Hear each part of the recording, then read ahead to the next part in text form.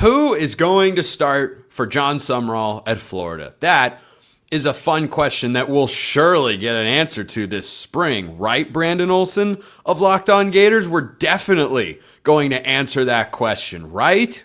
Yeah, for sure. Jon Sumrall has always been very quick with this decision. He definitely last year didn't start somebody that enrolled in the middle of July. He definitely didn't do that one. No. That one didn't happen. Honestly, I mean, if you ask some Gators fans, it was decided when the portal opened, when Aaron Philo came over, because as many of them like to say, Aaron Philo didn't come here to be a backup. He wasn't brought in to be a backup. Yeah. Yeah, No, totally. I'm in lockstep agreement with you there. And inherently, the logic of the YouTube comments crowd does make sense there. That why would you leave Georgia Tech, where Haynes King is an outgoing starter because he was out of eligibility, and you've been in that system, and Brent Key knows you. Yeah, I understand where they're coming from there. On the flip side of things, let me just throw this out there and play devil's advocate, if you will. Aaron Philo has started a grand total of, is it 2 college football games? 2? Yeah, he started 2 games in his career, and I don't know how patient Florida fans are willing to be after the Billy Napier experiment went up in flames. So, are you going to roll out a guy for his 3rd start when the season kicks off this fall? Is that desirable? Is that the best option? Give us the lay of the land, Brandon. It's either 3rd start or 1st start, buddy. Because Tramel Jones never had a start, so it's either 3rd or 1st. That's what you're getting. And also the thing with Aaron Philo is, because people want to talk about Tramel Jones, who was a true freshman last year and only threw passes against Long Island in a blowout win and Kentucky in a blowout loss. And to which my rebuttal to that is that Aaron Philo did not throw a pass against an FBS opponent in 2025, because he only threw passes against Gardner-Webb in 2025. So we haven't seen him throw anything against anybody relevant. Right now, this is the Florida Gators fan base, media, everybody going, well, it's got to be this guy. And we're talking about 2 complete unknowns. Like we're talking about guys who have a combined 137 dropbacks in their career. You're not getting anything. Like you're not getting anything. You've never seen Tramel Jones in a situation that matters, because it was blowout versus Long Island and blowout versus Kentucky. Never saw him in even a low pressure situation. He's only ever played in no pressure situations. And Aaron Philo, while he does have a high pressure situation with a game-winning drive against NC State in 2024, he only threw passes against Gardner-Webb in 2025, and he threw a pick in that game.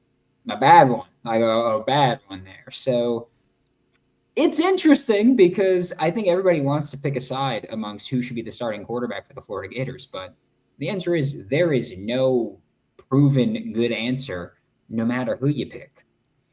Can I offer a quick sidebar here? Would that be the same Long Island of fins up fame?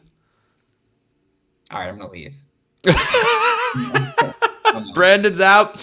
I'll do the rest of the segment on my own. No, I think that makes it interesting. Like, going into spring, this could be a legitimate quarterback battle, right? I mean, there are a lot of good ones, including at Aaron Philo's former school. By the way, they've got 3 young guys and Alberto Mendoza, who is definitely not, the Cliff Paul equivalent of the future number 1 pick in the NFL draft. That definitely isn't the case. So there are a bunch of battles, and it sounds like Florida could be one of those places, because he goes with Buster Faulkner, his offensive coordinator from Georgia Tech, which is a very fun hire, by the way. I love Buster Faulkner's offense. You got to have the right personnel. You got to have a meat-eating, road-paving offensive line and a quarterback that will run it 20 times a game. If you have that, boy, it's a good one. Do you? Well, that's what they did at Georgia Tech. Haynes King ran the ball more than his running backs sometimes. I have a rebuttal to that. Okay, go ahead. Buster Faulkner has been an offensive coordinator for every season other than 3 seasons since 2007, and has been largely an air raid guy. Did he do the Georgia Tech offense power spread because he wanted to, or did he do it because Haynes King was his starting quarterback? Well, you might have a good point that has been made there. That is entirely possible. It's definitely a Brent Key thing to lean on your O-line as much as they did.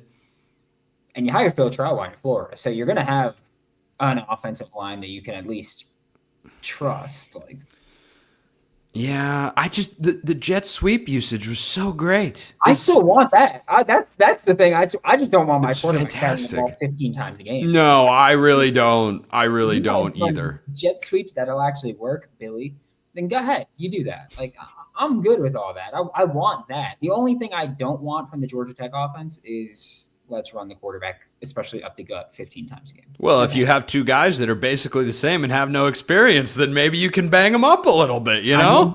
Hey, maybe we just blitzkrieg them, just right at the defense. And break eventually, right? I mean, it's a miracle that Haynes King played as many games as he did at Georgia Tech. Like, honestly, that guy's such a warrior. It's the only reason Aaron Philo only has 2 starts under his belt. I think a lot of quarterbacks would have given you 7 or 8 in your time backing him up. But Haynes King just never came off the field. Guy was an absolute tank. Had Georgia Tech continued their undefeated run to begin last season, Haynes King probably would have been in New York.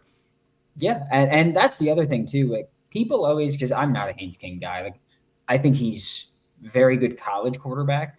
As far as he's not an NFL guy. When you talk the NFL, it's like no, and that'll cause a lot of people to go, he was backing up Haynes King. That means nothing. It's like he was backing up a guy that was Heisman votes. When you get rid of the stupid, I don't know how you feel about this. I hate the college sacks count for negative rushing yards for a quarterback. Oh, terrible. Absolutely terrible. When you remove those, Haynes King was a 2,900 yard passer and a 1,000 yard rusher. And it's like that's who Aaron Philo was backing up. That's a negative that he was backing up a damn near 3,000, 1,000 guy. Yeah. Like, I don't care about that at all. It means nothing to me. Yeah, that's not anything to look away from and be like, that's not. No, that's pretty good. So, bringing it back to this battle, do you think there's any chance Jon Sumrall names a starter? I'll just throw a date out there, April 7th. No. Okay, let me extend the date. Spring game's April 11th, so I think at the earliest it's going to be then. But even then, I think you're going to take this. Okay, I'm gonna give you a couple more dates as to when you think a starter could get named, and you tell me whether it's over, meaning it goes past, or under. Okay. Okay. April 12th. Over. April 28th. Over. August 10th. Slightly over. August 20th. Under. Okay, so you think he'll name one before week 1? Yes, absolutely. Okay. I think 2 weeks prior to week 1 is probably when you're gonna need that answer at some point. Yeah, you gotta. I mean, you could just wait until the first snap of the season. Keep it as a surprise. Give the fans something to show up for. You just never know. Maybe Jon Sumrall will have a chance to lash out at a reporter asking about a quarterback battle like Nick Saban did to Maria Taylor that one time, which was uncalled for on Saban's part. But I understand why he was mad, but it was a completely disproportionate response. Yeah, hell of a clip though. Oh, great clip. Great clip. 6 now. When I helped teach a sports broadcasting class at Southern Utah, I show that clip when talking about reporting every single year. Because I'm like, you got to be ready for it. You're playing with live ammo down there. You got egos and questions that other people have asked can weigh on guys' mind. Like, you never know. You never know what's going down. That's why we bring on Brandon Olsen, Locked On Gators. Appreciate the time. Going back to the ACC and the Big 12. Who are the programs best set up for success? I gave you my top 3 earlier this week. I'm going beyond that to wrap today's show.